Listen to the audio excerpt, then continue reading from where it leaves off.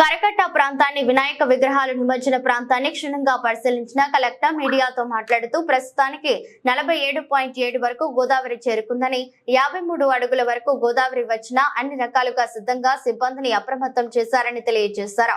ఎప్పటికప్పుడు గోదావరి వరద వివరాలను సోషల్ మీడియా, ట్విట్టర్, వాట్సాప్ ద్వారా అందజేస్తున్నట్లు తెలిపారు. వర్షం కారణంగా నష్టం జరిగిన ఇళ్లకు వారి అకౌంట్ లో వేసే విధంగా ప్రభుత్వ సహకారాన్ని డైరెక్ట్ గా అందజేస్తున్నట్లుగా తెలిపారు. 47 feet ఉంది. సో ఇక్కడ ఏమైతుంది, ఆ బోట్ షేక్ కాదు, దాని తగ్గట్టే 4 నుంచి 5 బొమ్మలు లోపలికి పోవడం, మేమే లోపలికి ఇక్కడ ఆఫీస్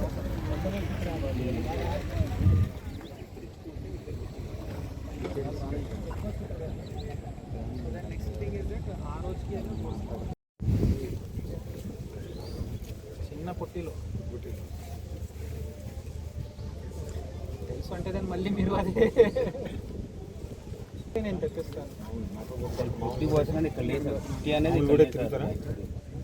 అవును, ప్రాక్టీస్ అయినా లేదు అంటే సో ఒక పని చేద్దాం, అడుగు అడుగు మనం చేసేద్దాం. ఇప్పుడు ముందు పుట్టి మీకు ఇప్పిద్దాం, అది వెంటనే 2-3 పుట్టి అది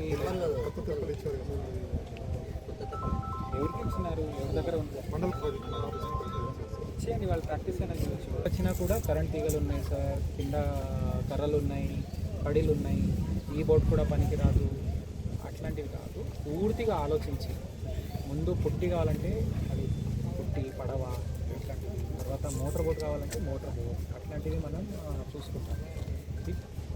సో ఇంకా మీకు అసలు లైఫ్ జాకెట్ కూడా వచ్చింది. లైఫ్ జాకెట్ది కూడా ప్రాక్టీస్ చేసుకొని, ఈ డ్రోన్ ఉంది కదా, డ్రోన్ ద్వారా ఇప్పుడు ఆడియో గారు చూసారు, అది చాలా ఈజీ ఉంది.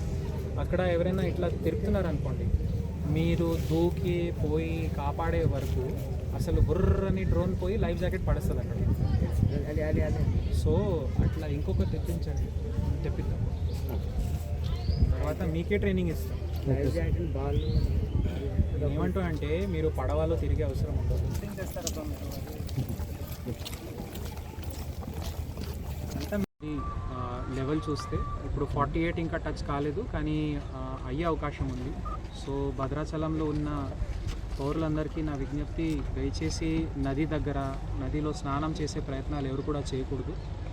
ఇంకా పై ఉన్న ప్రాంతాల్లో అంటే చెర్ల, దుమ్ముగూడెం అటువైపు కూడా మేము అందరి టీమ్స్కి అలర్ట్ చేయడం జరిగింది.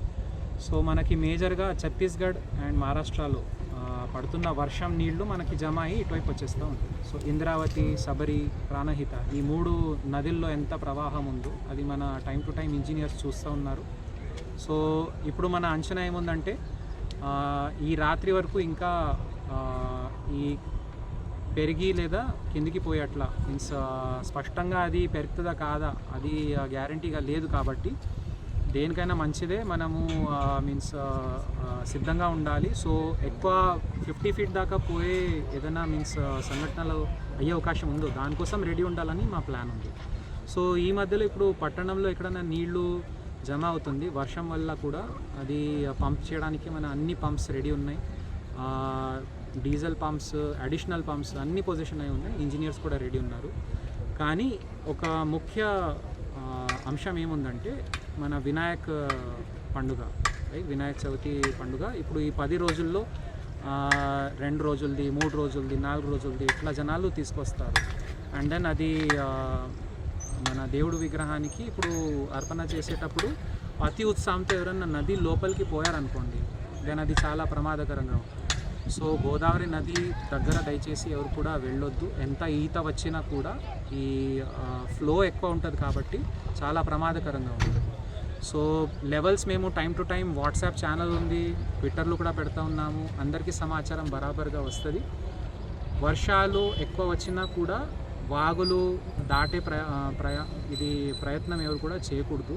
రోడ్స్ ఎక్కడైనా మేము బ్లాక్ చేస్తున్నాము, అది జనాలు దానికి గౌరవించి మళ్ళీ దాటే ప్రయత్నం చేయకూడదు.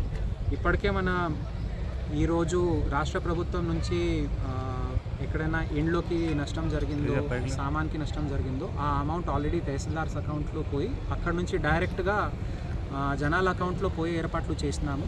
16,500 ఈ బెనిఫిషరీస్కి అందరికీ డైరెక్ట్గా అకౌంట్లో ట్రాన్స్ఫర్ చేసే ఏర్పాటు మేము ఈరోజు చేశాము. దేనికైనా సమస్య వచ్చేస్తే we're ready to face it and help the people. Just మాకు ఏం కావాలంటే కోఆపరేషన్. అధికారులు రాత్రి సమయంలో కూడా మీడియా అలర్ట్ చేస్తారు, మీడియా అందరూ స్క్రాలింగ్ ఇస్తారు, మెసేజెస్ పెడతారు, కానీ జనాలు దానికి గమనించట్లేదు అండ్ అయిన పొలాలకి వెళ్తారు. దెన్ అట్లా